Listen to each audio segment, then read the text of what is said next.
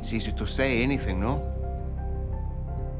But to show you, and so that you may know that the Son of Man has the authority on earth to forgive sins.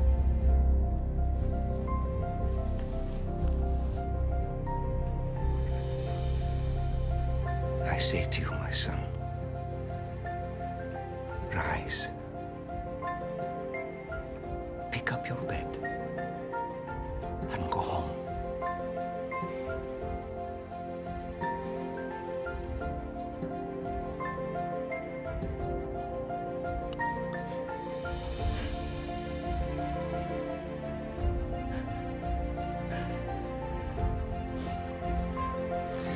Doctors had sent her home to die.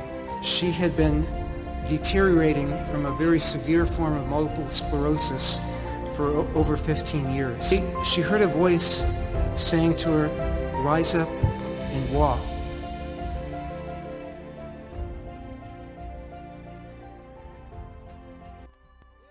Today we start our list of 101 modern miracles with people that claim cures of paralysis and immobility in the modern age.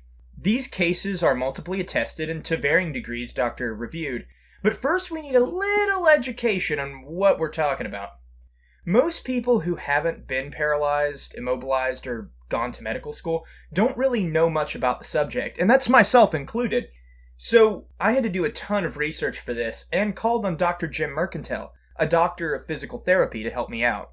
Now, as a physical therapist, Jim for the last 4 years has regularly worked with people who have injuries that required long recovery time. So let's get into it. First, there are a wide range of immobilized people in the world. People can be immobilized from pain, for instance. A disc in your back is so herniated that you can't walk or get up. Sciatica, disc bulges. They can make a person functionally immobile. Second, we have breaks or injuries. If a person breaks their leg or fractures their spine, they may be out for months, if not years. There's also compressed or damaged nerves. Something in the spine tightens around the nerves and prevents signals from reaching the person's legs or lower back. At times, these can be so bad, a patient may be able to, say, wiggle their toes or move a knee, but can't do anything close to walk or even stand, so their body is going into slow degradation. These are all issues that are not technically full-on paralysis, but can be equally devastating to a person who's unable to walk. I'll link a number of studies below, but suffice it to say, muscle and bone loss is actually fairly similar amongst people with even something as mild as a leg or ankle fracture as they are with people who have severe spinal cord injuries. So really, paralyzed or not, if a person's not moving, they're going to suffer bone loss, muscle loss, etc. And depending on what you have and how bad you've got it, is how long your recovery time is. My friend Dr. Jim Mercantile, again in his 4th year of physical therapy, uses a few rules when dealing with patients, and this is pretty common in his practice. Patients will lose about 10% of their functional muscle mass a week, and it normally takes about twice as long to recover a muscle from being immobilized as it does to lose it. So if I'm down for a month in a cast, it'll take me 2 months to get back to 100%. Now, a person doesn't have to be at 100% to be able to walk, but it just gives you an idea of how hard it is to put your body back together after a devastating injury or a slow paralysis or immobilization. This is what can be rather frustrating when talking about these cases with skeptics. There are cases of people with herniations or sciatica that do in fact go away on their own. I mean, shoot, there are some people that are psychosomatically paralyzed, but just because a blockage is gone or pain relieved does not mean the person who hasn't functionally walked in a long time is running down the street doing backflips. But just to put this in perspective, here are the average recovery times for people with immobilization issues recovering after surgery. Spinal stenosis is 4 to 6 weeks. Cauda equina syndrome is 4 to 32 months. Hip surgery from a fracture is 4 to 16 weeks.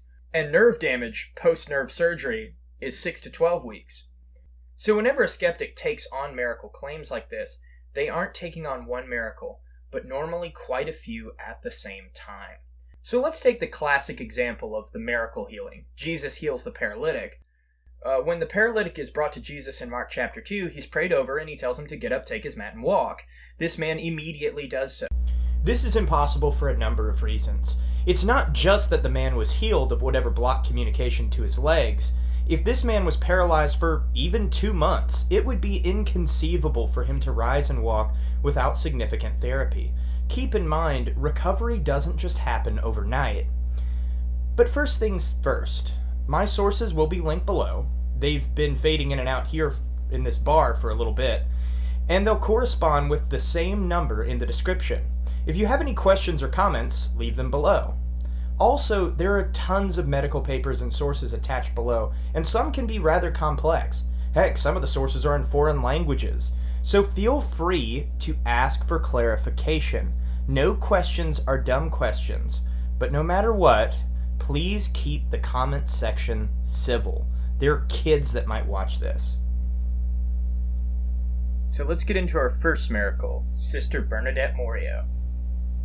Sister Bernadette Moriau was instantly healed of major immobilization from 40 years of what's called cauda equina syndrome. That's a narrowing of the spine around the lower back nerves, and this started in about the mid-60s. She was instantly healed in Lourdes, France in 2008, and by that point, the point of the healing, she had foot drop in her left leg, was both urinary and bowel incontinent, and had to use a wheelchair as her primary mode of transportation since 1980. This healing happened after visiting Lourdes Catholic Healing Site, and she experienced a voice telling her in prayer to get up and walk. Within just 3 days of this experience, she called her sister. She was so excited, and the two of them went on a walk for 2.5 kilometers. This miracle was reviewed by 30 medical professionals and presented publicly by Dr. Michael Moran and Dr. Allesandro de Francisis 10 years after the healing to assure no remission of the illness. Sister Moriau, well into her 80s, is still walking today. Healing number 2, Delia Knox. Delia Knox, an American, was in a car wreck Christmas Day 1987. She hit her head, causing traumatic brain injury, cutting off communication to her legs, and giving her a partial numbness in her hands. The accident effectively left her wheelchair bound for 22 years, and this is attested to by photos as she was a public singer in her church, as well as the photographs of her wedding. So if she was faking it, she was going in deep. She attended a prayer service in 2010 where she began to feel her legs again for the first time in decades. She was prayed over and began to, with the help of others, rise from her chair, moving her legs under her own power. Thousands of witnesses saw the public healing, and it is attested to by video and interview from herself, her husband, and the prayer healer. However, unlike Sister Moriau, who healed in 3 days, it did take Miss Knox 2 weeks before she could walk on her own after this, what she considered, miraculous event. So her recovery time is nearly impossible to explain medically, but is not quite as dramatic. Case number 3, Serge Francois. Serge Francois was a TV repairman who had a herniated disc in his back. He had 2 failed surgeries that caused him to have to use a cane and have partial paralysis in his left leg. So he went to Lourdes April 12, 2012, and there he was instantly healed and went on a pilgrimage on foot across Europe without the use of his cane, thanking God for his healing. It was said the trek that he began after his healing was 1,500 kilometers. His cure was looked over by the Lourdes Medical Bureau and 5 years later declared medically inexplicable. Case number 4, Sister Luigina Traverso. So in July 1965, Sister Luigina Traverso, also another healing from Lourdes, went to the prayer site and there was cured of her severe sciatica. She had sciatica so bad that when she visited, she had to be carried by stretcher and couldn't walk without assistance as she had full paralysis in one of her legs. At the prayer service, she was instantly healed. The commission of 30 medical professionals looked over the case, giving it 4 decades, 40 years, to make sure there was no remission of the disease before declaring it medically inexplicable. Case number 5, Lisa Larios. Lisa Larios had a malignant bone cancer that ate away at her pelvis and upper thigh.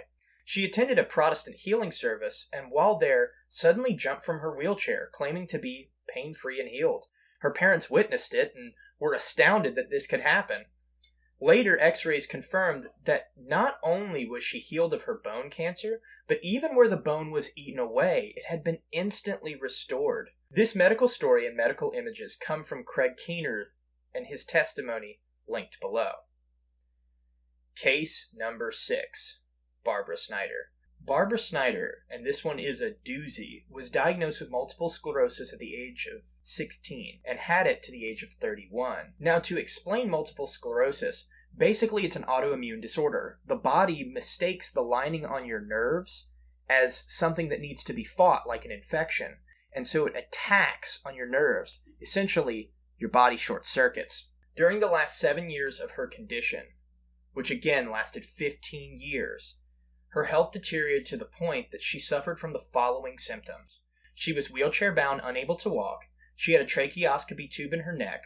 One of her lungs was at 50% capacity, and the other was not functioning at all. She had foot drops so bad she couldn't put on slippers, and her hands were curled to her wrists. What's more, she was legally blind.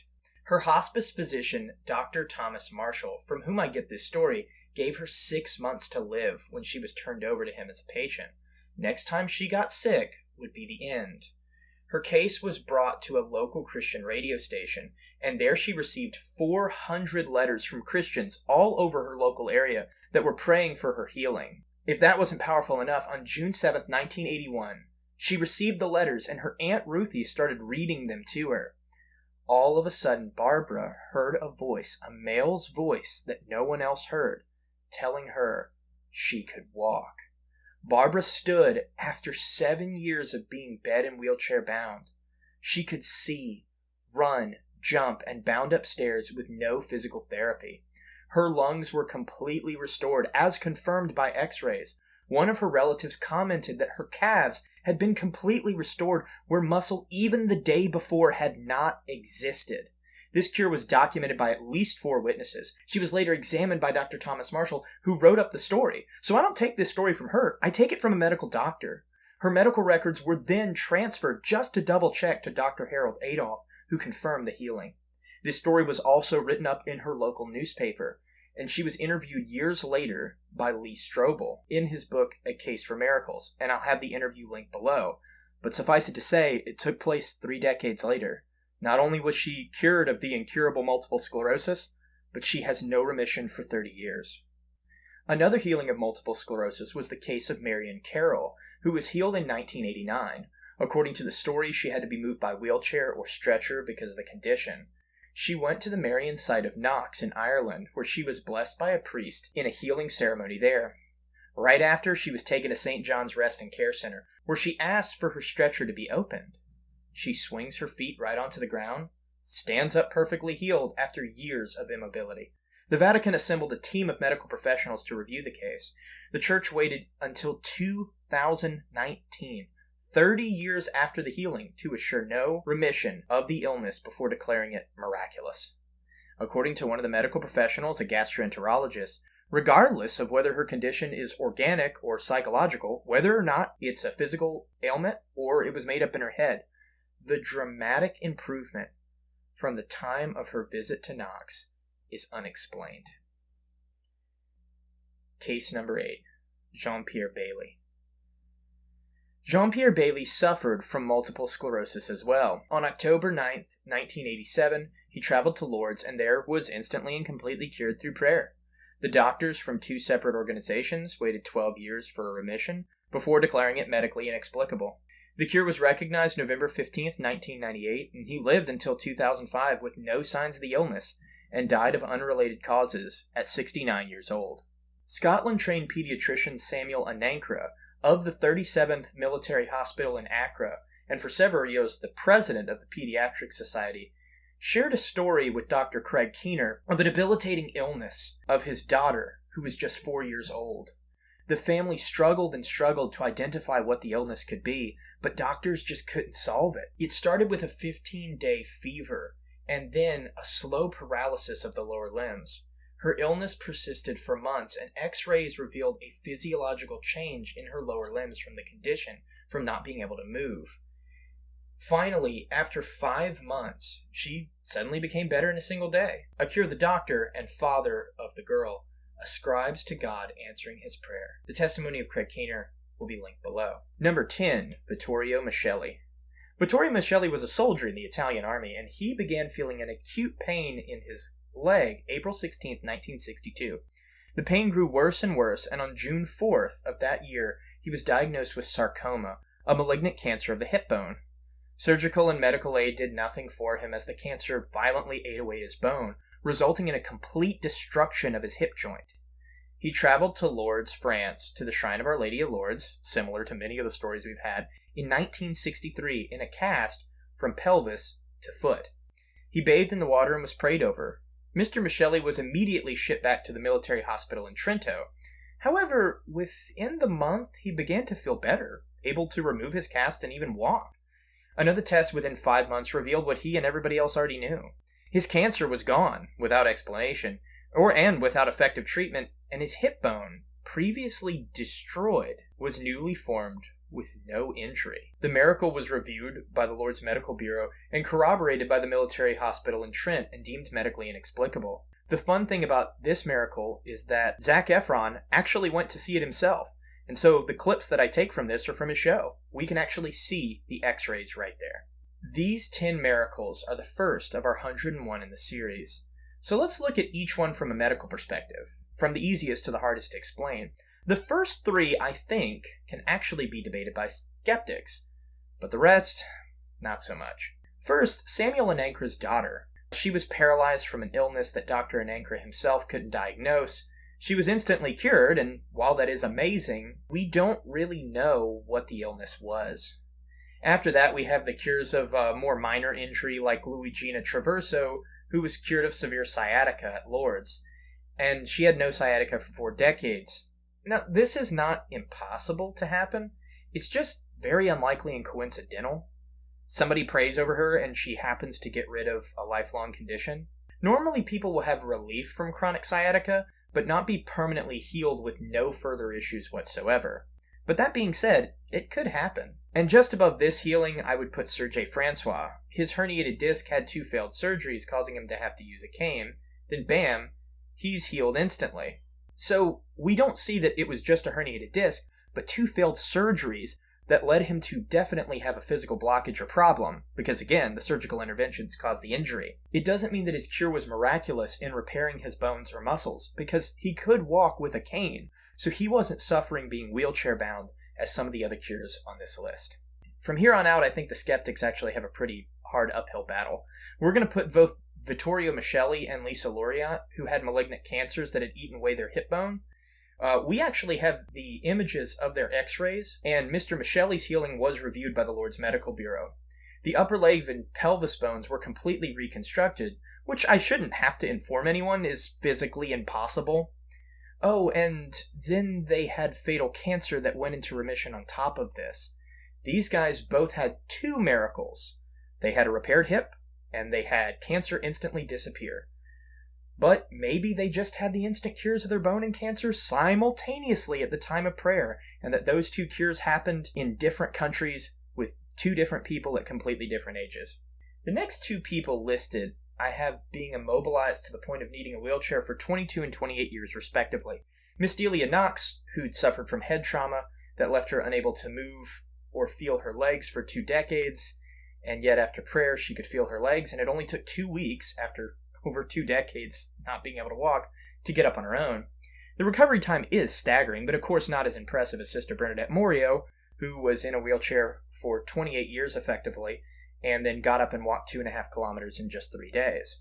Now, I want to be sure to tell you that these 2 cases of paralysis were not the nerves being cut, but rather, in one case, a traumatic injury to the head, and in another case, a compression of the spinal column on the spinal nerves. John Pierre Bailey, Marion Carroll, and Barbara Snyder are next up on our list. They were all cured of late-stage multiple sclerosis, and this, I want to remind the audience, has no cure in the modern age. All of them had public statements made by doctors regarding their individual cures. However, the issue is even harder to explain. Not only is the multiple sclerosis a degenerative and incurable disease, but it affects the nerves all over the body, meaning they had symptoms that even if the multiple sclerosis immediately disappears, would have remained.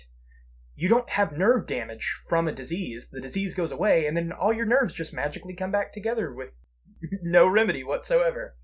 Remember, when we talk about physical therapy and how long it takes to get up and walk, all three of these people were unable to walk for years. And yet, after their religious experience with Jesus, Mr. Bailey, Miss Snyder, and Miss Carroll jumped from their wheelchair bed and stretcher respectively. What's more interesting about these cures in my mind is that one happened in Ireland, one happened in France, and one happened in the US. But the only common denominator is being healed in the name of Jesus Christ from an incurable illness to full health. So that's my review of the miracles. Now, I didn't mention Miss Snyder's cure of blindness or lungs, or Sister Bernadette Moriau's cure of the nerves to her bladder, or the lack of need for morphine after a basic drug dependence for more than a decade. But a skeptic has to explain away all of them. I'll admit there are a few on this list that can be argued, but the fact that we have incurable paralysis or immobilization and instantaneous recovery times all over the world from every form of immobilization should give any critic pause. Remember, all these events are either random, impossible anomalies that make us throw out modern medicine, insane coincidences requiring corrupt doctors, or what the people said they were that experienced them. Cures in the name of Jesus Christ. I leave that for you to decide. As for me, I want to keep modern science and modern medicine, and thus, I have to consider the miraculous as a possibility. Next time, we'll be tackling oxygen deprivation and cardiac arrest. Until then, stay open. Thanks for watching. A special thanks to Dr. Jim Mercantile for reviewing this video and providing medical expertise. Also, check out Grant Woolley of Woolley World, who drew the animated characters. You can check out his YouTube channel here. And, like I said earlier, there's no dumb questions. Feel free to leave questions and comments down below. Just keep them respectful.